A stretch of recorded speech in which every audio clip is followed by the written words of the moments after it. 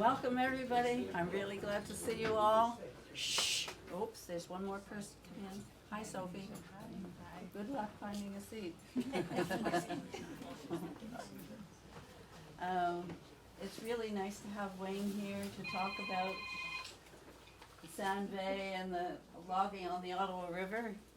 I have to check. I'm not quite What sure he's what talking it about. is. Yeah, right. And you all know him because obviously there's a huge crowd. This is the biggest crowd we've had yet.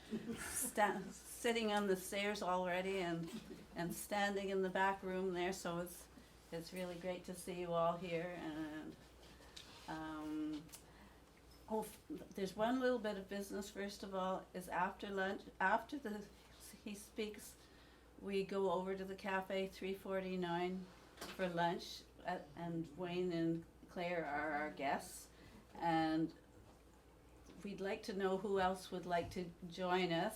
And if you would, put your hands up, because I'm going to count you, and then I'm going to phone, and then Monica's going to phone the cafe and tell them how many people to have seats for.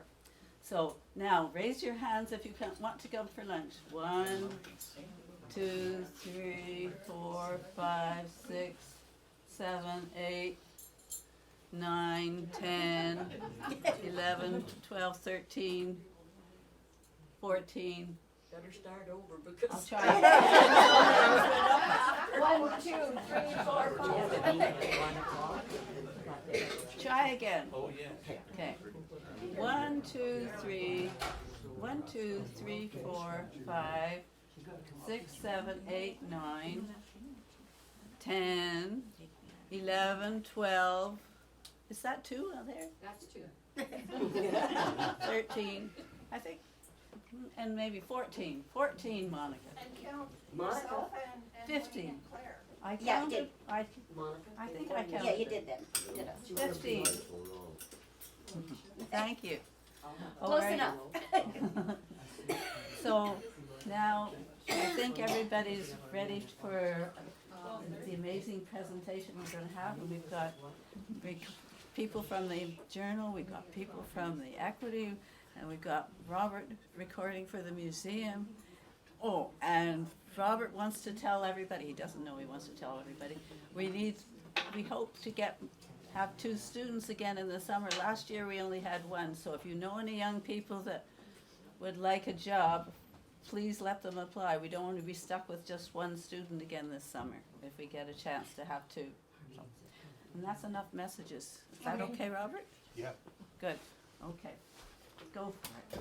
Thank you, Bernice. Good morning and welcome. For those of you that might not know me, my name is Wayne Park, and I'd like to take you on a journey of the start of Clarendon Front, the settling. A louder one. We talk about the Austin Church, the settling of Clarendon Front, and Sand Bay, of course, and the logging on the Ottawa. I'll try to go through those things. And anyway, Clarendon was first surveyed in 1792. Although settlement didn't happen until 1825, when retired British officer James Prendergast was appointed Crown Land Agent.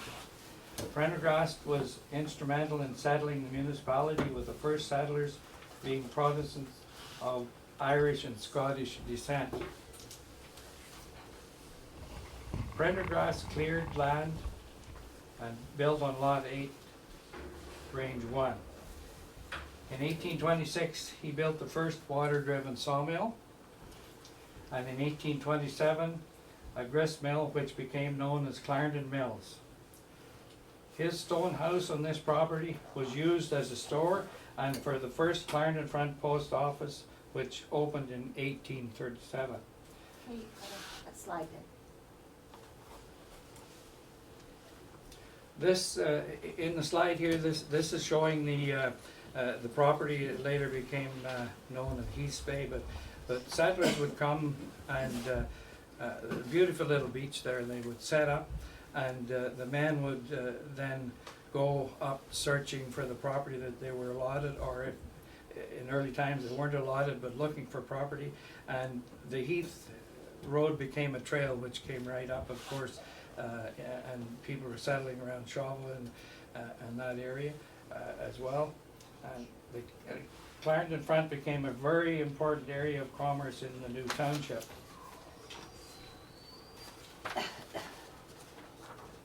First land grants were given to loyal soldiers who fought in the wars for England and for the Crown, and many other settlers would follow after that. Wayne, sorry, can you turn the lights off just so it's easy to see? Sorry, Sorry about thank you. That's In 1833, the township of Clarendon was established, and in 1855, the township municipality of Clarendon was officially great. created. After Prendergast died in 1837, his widow later sold the property to Edmund Heath, and he became Clarendon's second crowned land. Who was it, sorry? Edmund Heath. Heath, okay. This property is located at C371 Front Road and has been owned by the Wickens family since 1901. That's, the property goes right down and was right Show where us this, on the where screen, this little beach is. on the beach. Where the sand is. Right where the sand is there, that property, lot 8 goes right down to there, and at that time, and that's where they come up through. That the Carmen Wickens is farm? Carmen Wickens' farm, yeah. Yeah, Wickens Point. Yeah. Jack Wickens bought that in 1901. So When was that taken, that picture? this is a recent picture. It's an aerial picture, but as you see now, it's quite dense. So you can imagine back then when people came, how dense it was. It was just, they could just barely hack a trail and weave their way to get to find the location that they had, that they were allotted for their lots. So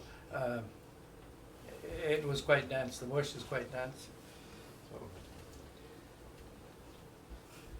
one of the most important needs of any community was a school and also a church.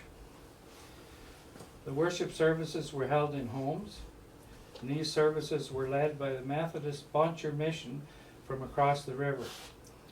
They crossed the river. Reverend Alva Adams being the first to come over to preach. Later, these ministers would become known as saddlebag ministers. They called them saddlebag ministers because they would just traveled around and they preached at first just in homes. Land was donated by the Cody family, and a log schoolhouse was built. This was during the 1800s. Your slide, It was also used. your slide. This is the little log schoolhouse picture, which was also used for regular Methodist service. This stood to the east side of the current church, the Austin Church. In 1882, a Methodist church was erected and named after Reverend Nathan Austin. He was the preacher for the Methodist circuit from 1879 to 1882. The area at that time also took the community name of Austin. Another need in the area was masonry work. My great-grandfather Walter Park and my grandfather William were stonemasons. And in 1883 they built a lime kiln for Robert Storey. They also did house foundations and chimneys. A stone house for John Armstrong was built in 1883, and he was married to Maria Jane Prendergast, and they were quite prosperous. I got a phone call from a former owner, Doug Corrigan, and he said, Wayne, I've seen, he said, we're doing renovations in this house. He owned the house at the time, and he said, there's something here I'd like you to see. So I went down, and on a wall, when they're doing renovations, there's about a 24-inch board, and on that board was inscribed all the information of when they built the house. Of course, I have old ledgers that I had that information in, but when they built it was written on there. It was quite interesting. He wanted me Put to your see it, picture of the house. and I was glad to This is the house, that's a stone house built by Walter and William. That's Anthony Armstrong farm? That's the Armstrong, yes, that's the Armstrong. So, the records for these builds, I had found them and they were in an old ledger. I found them quite interesting because they had recorded in the ledger what they paid for people that worked for them, and how much a day, and a team of horses drawing limestone and that type of thing was what was in the ledger, and how many men worked for them. There's a few names I recall was Cuthbertson and a few local names. And Next picture. okay, so they also built a church, an Anglican church in Westmeath, and in the ledger records, they talk about it as the English church. That was they called it the English church, and they also they did some houses in Renfrew for lumber barns. They built houses there, and one of the houses is Barnett. And I know the Riscos live in that house. I believe that's who lives there now, but they're still in use. So the records of these old builds, I have them. Like I said, I have ledgers of it and how much they paid for everything, how much they got paid. One of the records, it was they got paid $600 in gold. That was was their pay for work they'd done in Renfrew. And you can imagine in today's money, that'd be a lot of money. But,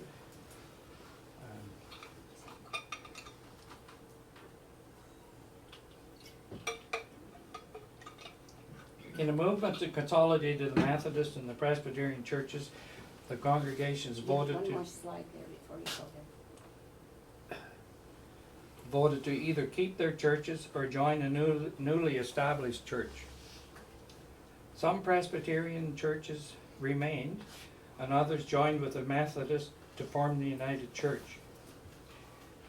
And on June the 10th, 1925, by an act passed in Parliament, the United Church of Canada was born.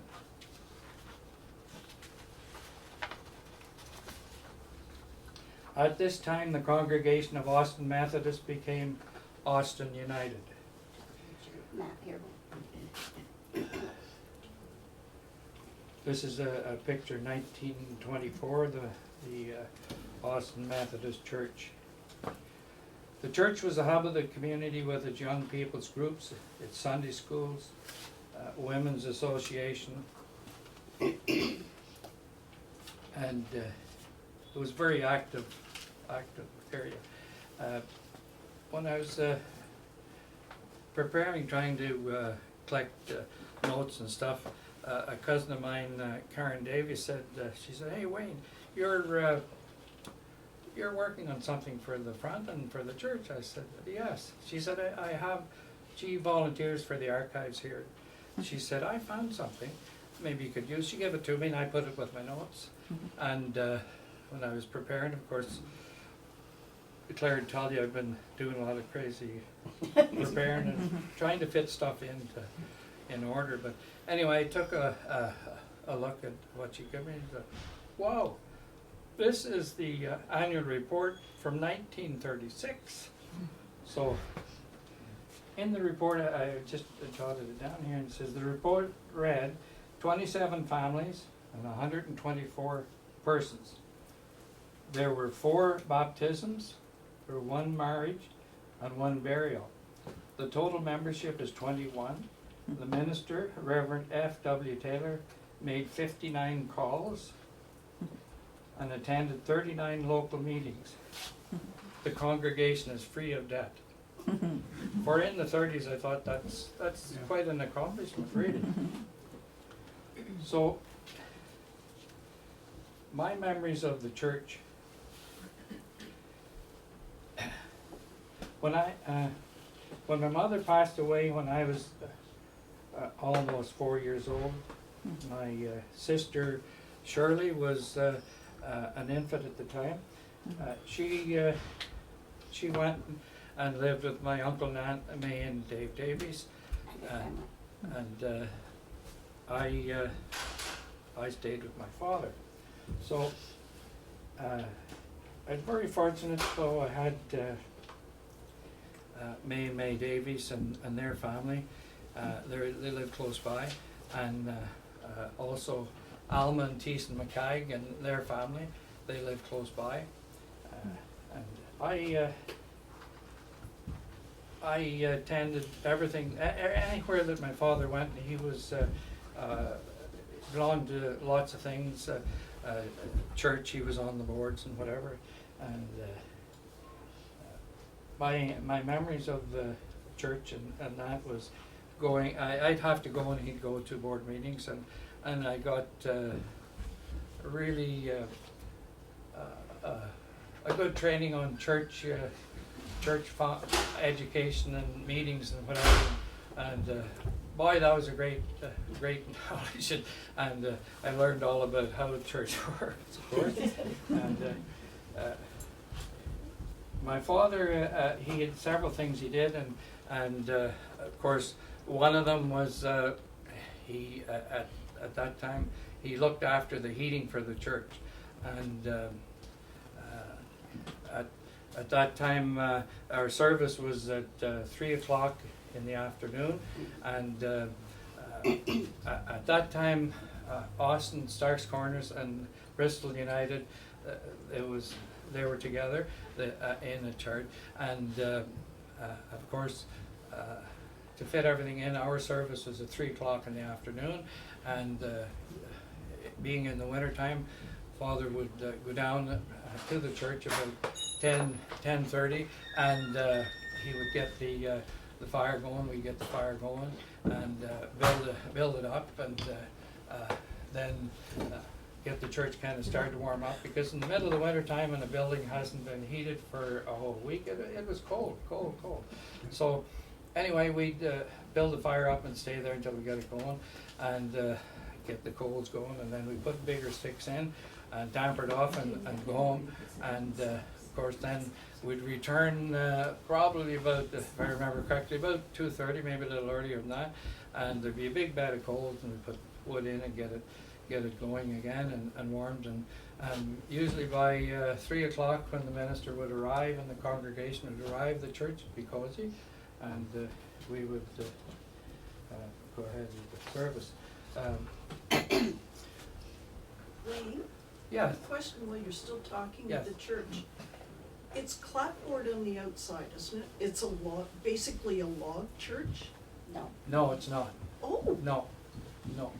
It's actually, I can give you a little history on that. The outside of the church is like tongue and groove, like you said, and then it volunteers and whatever is how the church was maintained, and it got to where it needed paint. We kept painting it white, nice white. Then they put a siding, a grey siding. Of course, lots of people know what the grey siding is, eh? So that was one, and you notice in one of the pictures that I showed there that it was grey. So it went through that stage of its life. We haven't got there yet. Then they put the white siding on the outside of it, the vinyl that's there today, and actually we have to do some repairs on it. The wind blew some off there just recently, but anyway, that's so it wasn't started as initially a log church Not- with stuff? no, not that church. No, Oh, I'll okay. get to that later on. I'll bring that in how it's so. So anyway, that's where we are with the church. Was it dark inside? There'll be a picture of that in a minute. I'll show you the inside, and yes, it was, because, and You I'll, need to go to your next I'll picture. get, I'll explain that there too. So There's there's the the inside of the church, and yes, it was quite dark then, and I'll give you a little, just on the side, a little history about this. They went from the wood to an oil space heater type of thing. So of course, as many of you know, sometimes those, they work good if you're whatever, paying attention to them, I guess, or I shouldn't say maybe that, maybe they can even snuff down on a certain type of a downdraft day, a damp day. That happened at the church. So Beautiful When- wood. the wood, as you see there, was ornate the way you see it, and it was like as dark because this picture, of course, is old.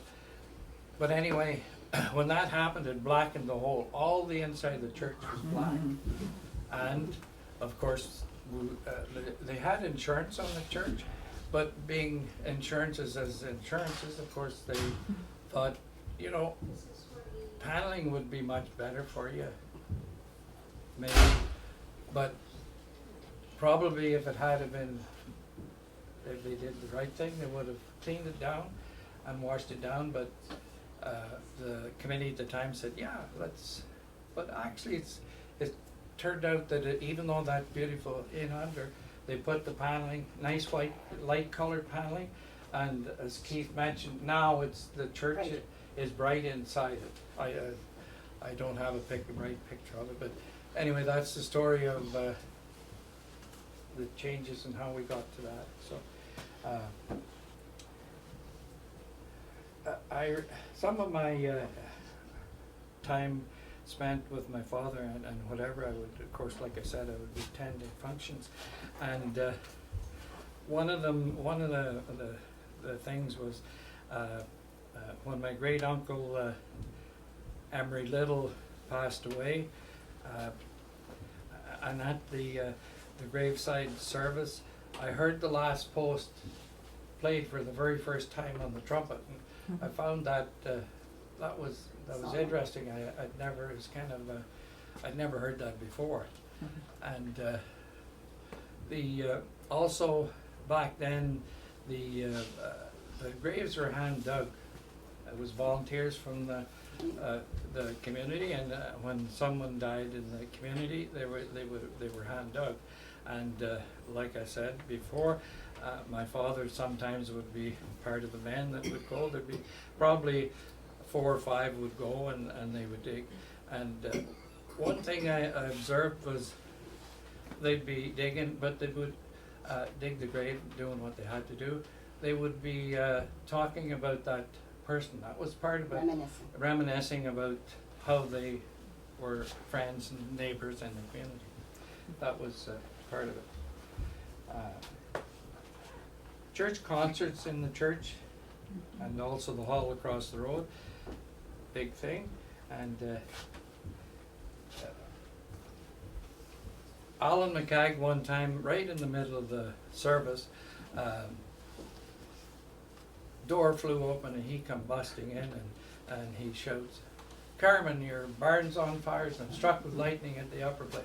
Well, the church, everybody just took off, and the minister's just there. So everybody goes to see what they could do, and unfortunately it was, this was at his upper place, another farm he had. The barn was a beautiful big barn, but he just used it for storage of hay, no cattle, but there wasn't anything could be done to save it, but that's, the barn burnt right to the ground. One thing we did when there'd be a wedding, sometimes it depends on who, of course. Most of them are relatives. Mostly relatives, because I was related to so many people. We would organize to take them for a buggy ride after when they come out of the wedding. Carmen Wickens had a beautiful Surrey with a fringe on top, and he always kept it stored nice and dry, and it was in immaculate condition. And we would borrow that with the understanding that we took care of it, and were careful, and we always were.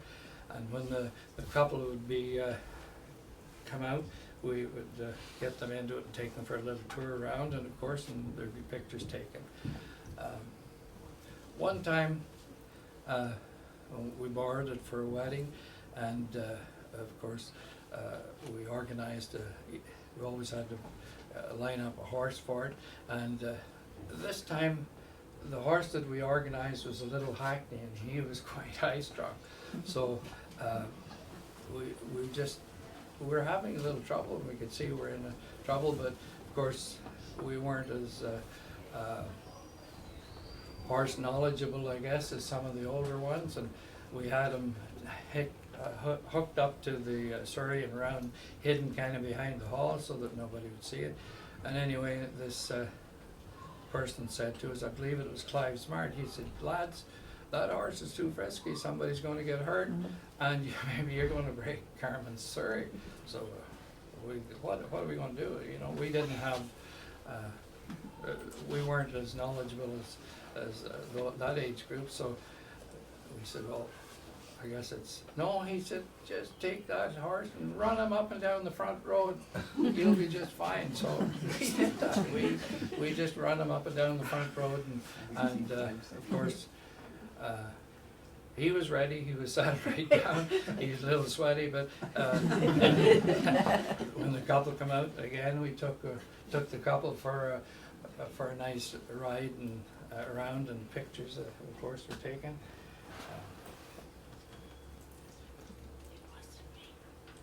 Easter services for the young people would they would help with the service, and sometimes Easter sunrise service. Always had an Easter sunrise service, and after the sunrise service, everybody would go over to the hall, and they'd have breakfast. They served breakfast, and the young people would be part of that, of course. The picture. And here's a picture of cleaning up. The young peoples would be cleaning up and helping in the kitchen, of course, after.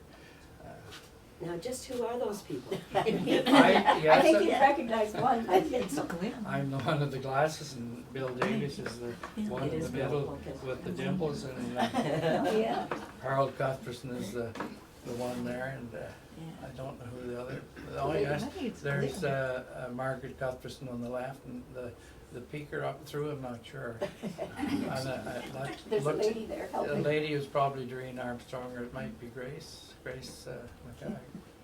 Anyway, that was that part of it. Sorry, Wayne, where was, you referred to the hall? I'm going to Just get to right that, there. but Okay, it's sorry. kind of kitty corner to where the church is, at the end of the Sand Bay Road, at the front road. Is where, It's not there now. No, okay. No, okay. So anyway, you go ahead with that. okay. So, in 2016, while working at the church, I found an 1881 Canadian 1 cent Queen Victoria coin. He said that every time. Coined I by was the waiting church, for him to do it again. for the church steps and foundation. Now, It's was over- it, pardon me? It's over on the table there. Yeah, and I've written a little thing up about it, and it's in that, you can look at it thereafter. Yeah, so,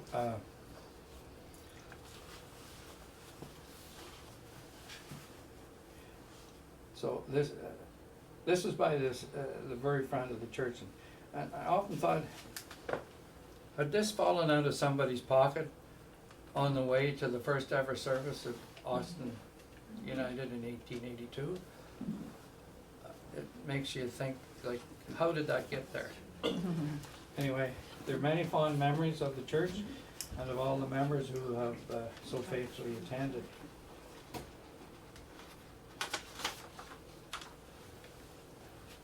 Now, because of the younger people of the community moving to the city for jobs and the older people retiring, the church couldn't survive financially. The church's last regular service, this is regular service I'm talking about, was held on October the 13th, 1968. At that time, the Austin congregation became part of the Shawwood United Church. Every year in June, there's an annual Austin Church and Cemetery service. Art Carson looked after the church and cemetery until 2012, when he retired due to ill health. In 2012, I became trustee for Austin Church and Cemetery for Shawwood United Church. as chairman of the Austin Cemetery Committee, I thank I thank our committee and all our volunteers, our donors, and all who help keep the Austin Church and Cemetery such a beautiful spot.